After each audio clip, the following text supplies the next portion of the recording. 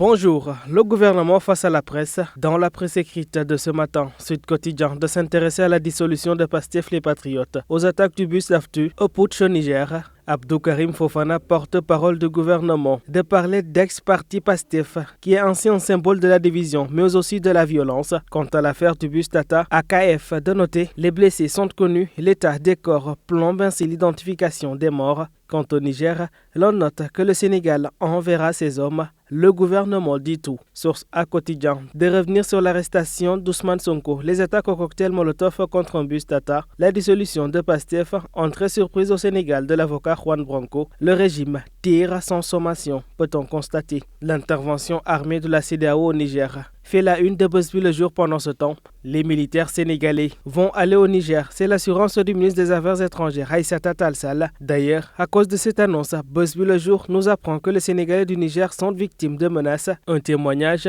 dans le canard du groupe immédiat de nous édifier sur ce Nigérien qui aurait trouvé un Sénégalais dans un restaurant pour l'insulter.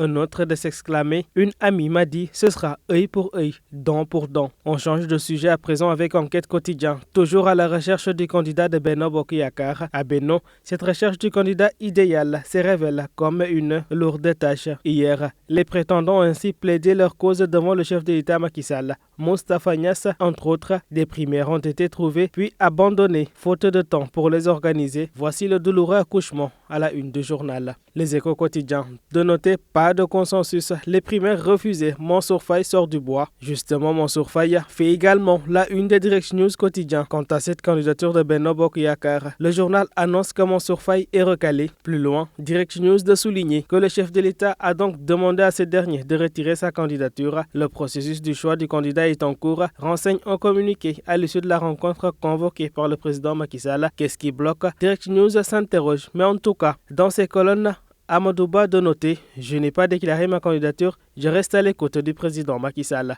Macky Sall justement, et du haut donc de la tribune, candidat de Benno pour la présidentielle, Macky Sall sécurise le choix Boun-Dionne. Il fait ainsi signer une charte à Abdoulaye Daouda Diallo et Amadouba pour éviter la rébellion. Ali Ngouille Ndiaye, aux abonnés absents, cache son jeu d'après la tribune quotidien. Mamboy Diao est ainsi déterminé pour 2024. Le journal du groupe des médias étale le tout. Dans le point actu, la candidature à cette présidentielle 2024 revient à la une. Comment on est passé à la carte blanche, à la charte? Pourquoi cette charte? Charte de l'union sacrée ou de la division, les interrogations brûlent les lèvres en tout cas. La charte, ce piège de Macky au candidat, c'est le titre qui barre la une de nos confrères. Parlons à présent de production de gaz et de pétrole avec Alerte Quotidien qui affiche ainsi le ministre des Finances, Mamadou Moustapha Ba, estime l'impact à 5 000 milliards de francs CFA, nous signale la publication. La production du pétrole et du gaz devrait donc impacter l'économie sénégalaise à hauteur de 5 000 milliards de francs CFA, a donc soutenu le ministre des Finances et du Budget, Mamadou Moustapha Ba,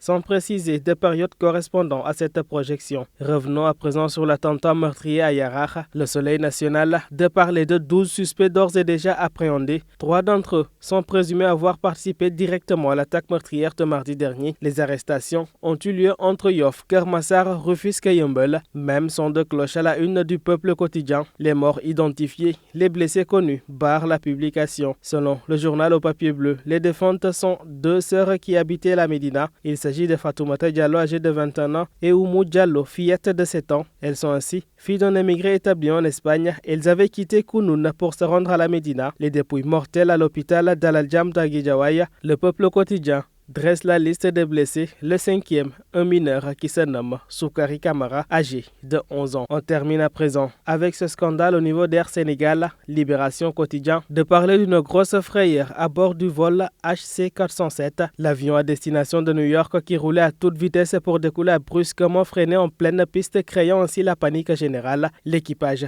accuse des insectes. Malgré les assurances et dans un brouhaha total, plus de 20 passagers ont offert leur billet à Air Sénégal avant de se barrer de l'avion. Ainsi va donc la presse du jour. À toutes et à tous, une très bonne lecture.